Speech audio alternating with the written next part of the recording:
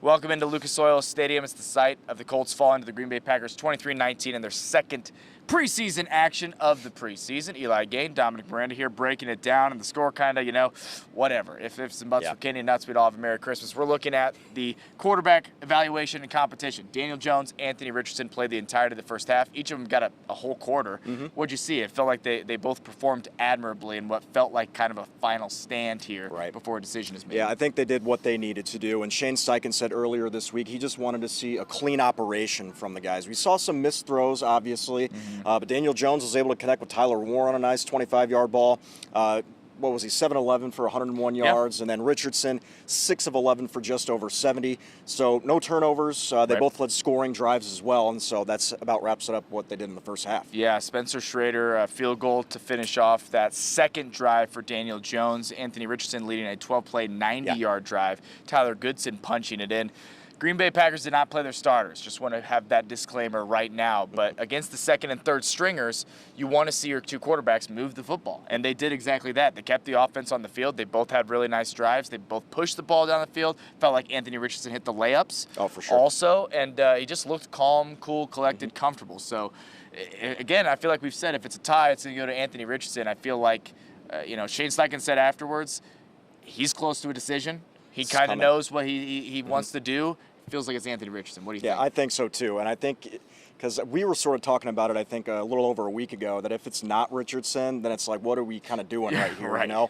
You have Daniel Jones who's coming in. He's put in years of service in the NFL, but he's still trying to remake a name for himself too. So he's one of those guys that you could put in there, but I mean, AR, I just don't see how you can go away from him. Yeah, the upside, the investment, all of it. Yep. Negatives, a lot of penalties for the Colts in this one, all right? Starters only played about a quarter for the Colts, but a lot of penalties. Injuries are starting to mount. Don't like to hear that. Braden Smith, Blake Freeland carted off. That did not look good at all. I think Shane Steichen said after the game, a fractured leg. That's not what you want to see. So tough for Blake Freeland. Tyler Goodson left with an elbow injury. I mean, geez, Hunter Wooler left the game. It just feels like it's piling up, especially in the defensive backfield. Oh, yeah. And then the O-line as well, a position that's been kind of struggling. Not what you want to see. I know. Now it's like, okay, we're going to make more roster moves, and then you have some guys who are getting their opportunities here, but I think when you mention the penalties again, it's coming up, and it took away some big chunk plays that we were able to see, and they're coming from the guys who aren't necessarily supposed to be making those types of penalties at this point in camp. Yeah, A.D. Mitchell offsides offensively that took away Anthony Richardson's best throw of the day to Anthony Gould, and he negated another one earlier in the game that Daniel Jones had. So you got to clean that up. All right, defensively solid performances. Chris Lamons comes to mind. It really flashed. Austin Ajike flashed. It was good work for the Colts. I would say overall we got a chance to catch up with some guys in the locker room after the game. Take a listen to what they had to say. Just leaving the game, what happened? What'd you feel? What'd you see? Just some injury stuff. I mean, obviously talked to medical staff about that, but gonna get a scan and all that and check it out later. Braden, what was your overall assessment of how the offense performed in the first half? Have to go back and look at the film, but I mean, I thought we were moving the ball pretty well, so it's very promising. Are you getting to see some consistency built from both Daniel and Anthony? Yeah, I definitely think, I think the competition's been good. I mean, both guys are performing really well, and, that's helps our team, so grateful for that. There were a lot of offensive penalties today. How do you clean that up with 1 week left in the preseason? I mean, it's just like honing in on the fundamentals, just cleaning up little things here and there. I mean, a lot of things are avoidable, so we'll just look at the film and, just be more disciplined in certain things, certain areas. The preseason's been particularly tough. The preseason has to your room. Just what was it like seeing Blake go through what he had to go through? Yeah, I mean, that's heartbreaking, just like seeing guy, especially just watching Blake every day just work, and he's such a great human being, and you don't ever want to see anything like that happen to anybody, and, we all love Blake, and, we'll be praying for him and just doing whatever we can for him. But, I mean, obviously just hate that just in general for anybody. Other guys on the offensive line coming in, what did you think of their performance today? Again, that's something you kind of got to look at the film and, you never know, but I thought everyone performed pretty well. What's it been like kind of just having Daniel and Anthony rotating with, certain offensive line things that you have up front? Is there anything subconsciously that you have to do differently when either of them take I mean, at the end of the day, the task is still the same. We still got to go out there and block guys. I mean, over the years we've had multiple quarterbacks going through, so it's kind of the same thing. Like we have a job to do, and you can't really, as offensive line, you don't really adjust to the quarterback back there. I mean, the job's still the same regardless.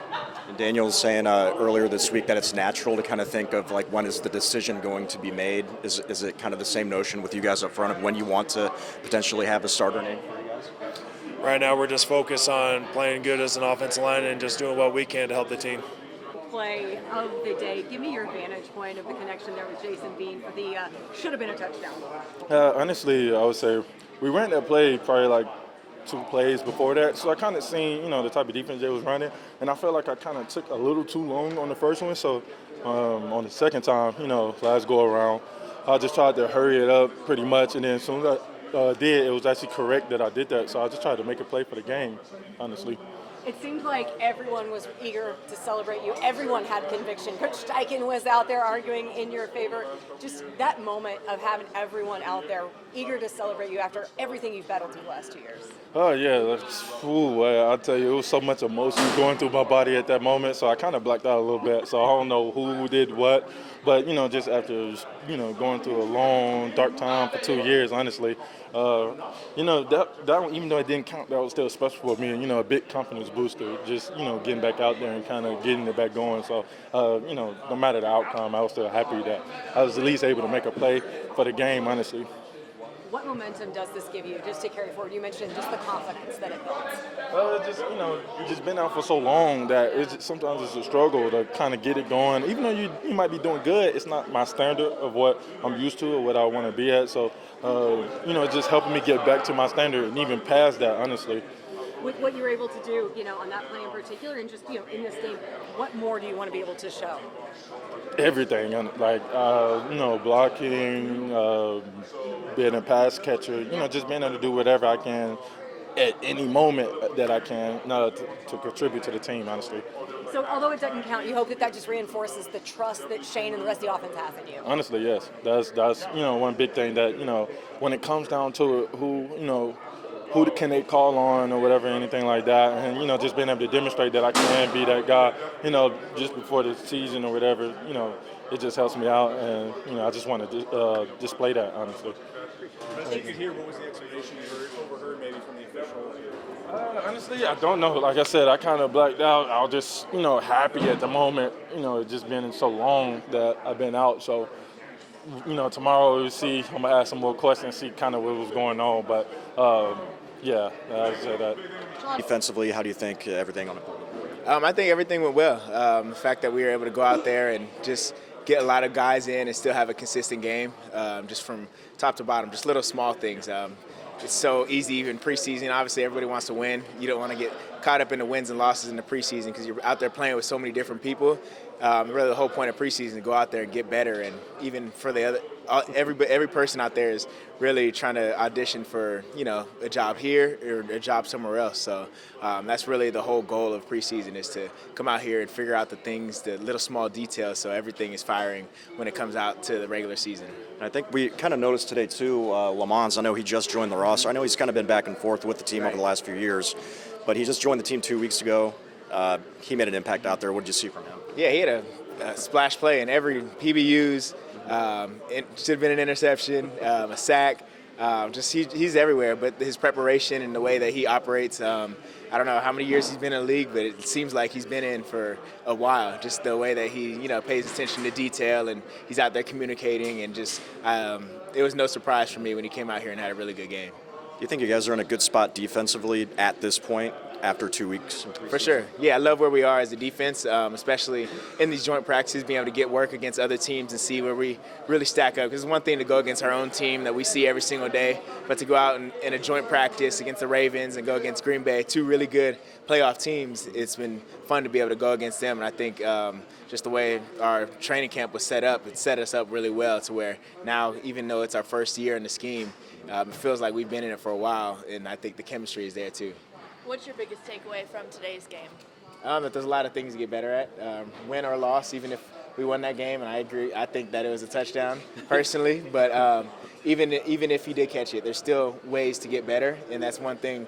Like I was mentioned earlier, like preseason, the biggest thing you have to do is figure out how to get better every single game, every single practice, because technically we're still in training camp, so there's a lot more growth to happen, a lot of more things that we can do leading up to week 1. What's the number one thing you need to get better as a defense? I think everybody being on the same page at all times, no matter who's in there. So that's one thing about preseason. You're playing with so many different people, so everybody needs to be able to communicate as if we've been able to talk the whole time. Because if everybody's communicating, knows your job, there's really not going to be any leak and really any small mistakes going on because everybody's doing their 1 out of 11. A lot out there. Saw a lot of good plays out of you. How do you feel about your performances? I feel good. Got to get better. I got to catch a couple of those balls, but I feel good about it. What's it been like? Because, I mean, you just joined the team a couple weeks ago. I know you've had your stints with this franchise over the years, but what's it been like the last couple weeks getting caught up and just improving? The coaches put me in the best position they could put me in, and the players around the facility and stuff. It's like family-oriented, so they made sure I was coming in, make sure I know what I'm doing, and the coaches put me in the best position I could play in. I'm just playing fast. What's it like playing in Anarumo's scheme this first year here? Say that one more time. Playing in Anarumo's scheme defensively. It's good. He know what he's doing. He know how the players feel. He know what we like to play, and like he put us in the best position to make plays for real. What's the biggest difference Anarumo brings that can make this defense explosive? I just say he's aggressive. He's an aggressive coach. He brings out the best of you. So, and like situationally, he makes sure you on point with everything that you need to know as far as like going against your opponent. How do you feel like the defense did overall against the Packers?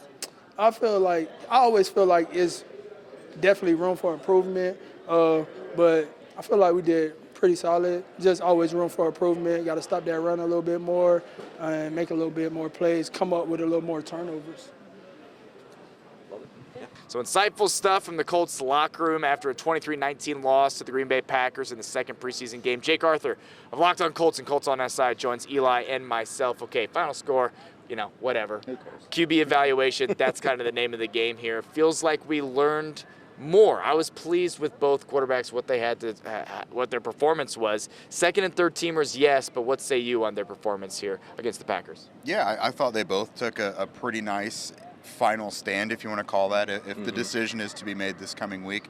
Daniel was 7 of 11, had got the Colts some points on the board. Anthony 6 of 11, went 90 yards on his first drive for a touchdown. So in terms of getting some of the little stuff done right and not just relying on big plays, he did that. A couple drives later, he had an incredible throw that's already making the rounds on social media to Anthony Gould. That was about 40 yards, and of course got called back by penalty. But yeah, I thought both guys showed exactly what they needed to. Daniel needed to show he could be more than just kind of a dink-dunk guy. Thought he had a couple attempts at big plays, hit one of them. In the regular season, those might have been hospital balls for a couple guys, but they still count the same on the box score. Penalties are a big thing in this one, too, to kind of take away. We know it is preseason. These sorts of things happen, but 23 combined, 11 of them from Indy. Not very clean in that aspect, and especially from some of the guys who are pretty much, I don't want to say guaranteed because that's kind of a thing, but you would expect them to be on the roster. Exactly. And, we asked Shane Steichen about that after the game. Penalties and these mental mistakes and everything have been an issue all summer. And it's like, are you confident this is going to get cleaned up before the regular season? Because like you just said, a lot of these guys making these mistakes are going to be playing for you on Sundays. A.D. Mitchell negated 2 big plays by Anthony Gould today. So he owes him a dinner or something at this point. But, yeah, these are guys who are going to be playing. And, this comes down to coaching. Like, there are certain gaffes, if you drop a ball or whatever, that's on the player. But, like, if you're just continually making mental mistakes, that is almost always going to be pointed at coaching to make sure that gets fixed before these guys get back on the field. And so, they do have some cleaning up to do. Shane said he's confident they will get it cleaned up, but we'll see. Okay, so obviously all eyes are on the quarterback situation, but there was more than just what happened in the first half. Okay, anything else strike you as impressive or maybe not so impressive as this game kind of dragged on? because it certainly Really did did. there About towards the 3.5 end. hours. I don't mind saying. Okay, but like defensively, special teams, I thought Spencer Schrader had a really good day. Yeah. Probably won the job if that wasn't already certain today. But anything stick out to you? Yeah, so you mentioned Schrader, 4 of 4 with a 56-yard kick. That's exactly what they want. We know Shane Steichen is going to go for it on 4th down most of the time in opponent territory, so he needs you to make extra points and 50-yarders. That's about it. So Schrader looked good. Injuries, big issue. Get prepared for some roster moves over the next week or so, because who knows the severity of some of these, but Braden Smith left, Blake Freeland left, Tyler Goodson left. Like, a lot of guys who are supposed to be on the roster, aside from the guys making mistakes we talked about, are getting hurt. So they've got to find some reinforcements quickly, because, the regular season is just about here. You mentioned more roster moves because of those injuries. Some of the guys who have just gotten here over the last couple of weeks, you look at the defensive backfield. Chris Lamons today, I think, stood out big time on the defensive end. We got a chance to obviously hear from him in the locker room. What were your thoughts on him? And he's taken advantage of what, he's hoping to make a roster here too. Yeah, really glad you mentioned him, Eli, because that was probably my defensive standout of the game. I had him with, I think, 4 pass breakups, had 1 or 2 near interceptions, had a sack. Like, the guy was all over the place. And, he's been here, but he hasn't been playing for Lou. So he's already been with the Colts for a couple years, but with Gus Bradley. And so Lou plugs him in, trusts him to replace Kenny Moore until Kenny is back, and he's doing a good job. I thought he was really good in coverage. It wasn't just like him being in the right place at the right time. Like, a couple of those could have gone either way. Like, he was kind of late to get his head around, but I thought Lamons did a really, really good job. And again, that's a guy that's probably going to be playing on Sundays, at the very least on special teams. So Lamons was easily one of the bigger winners of the day. All right, we love to hear that for him. All right, in the next 2 to 4 days, I have to imagine a starting quarterback is named. What's your prediction? Because I know we've talked. If it's tied, it goes to Richardson. It felt like both guys, like you said, good final stand. To me, it feels like Anthony Richardson won the job today, maybe by default, but it felt that way. What do you think? I would agree. I think all of us not making the decision would mostly say it's Anthony's job to lose now. Again, even if you say it was tied and there was no separation today, which I kind of feel there was, that it would go to Anthony. But at the same time, Shane Steichen is the biggest X factor. It's his decision to make, and he's also the play caller, which is that's a big deal. He's not just the head coach making this call. So it's up to him. This guy does this really well, and I can run an offense that leans heavily into this. It's about wins. Yes. Let's not get it twisted. It doesn't matter if they're ugly or not. It's going to be a run-based offense regardless, but it's really what Shane thinks he can operate best as an offense. And there might be things that we don't know that Daniel Jones is just killing behind the scenes. So for me, I'm with, I think, most of the viewers and with you guys. Anthony probably has this one. As far as the on-field portion of the competition, I think Anthony Richardson won it.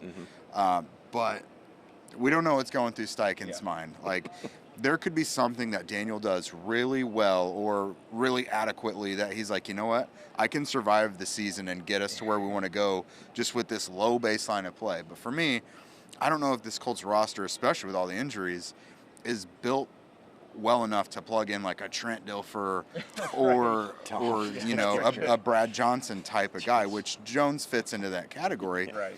This team is going to need to be bailed out of some games, and there's only one of those quarterbacks that can do that, and it's Anthony. You got to bank on upside, right? Sure. If it's close, a guy you've invested in, right? There's no question about it. All right, we love Jake Arthur's expertise. Keep it Locked On Colts. We love that. Eli Gehn, Jake Arthur, Dominic Miranda. Keep it on WTHR Plus, of course, on air. We have all your Colts coverage. The regular season's almost here. Just one preseason game left, and hopefully we'll know who's the starting quarterback for your Indianapolis Colts this season.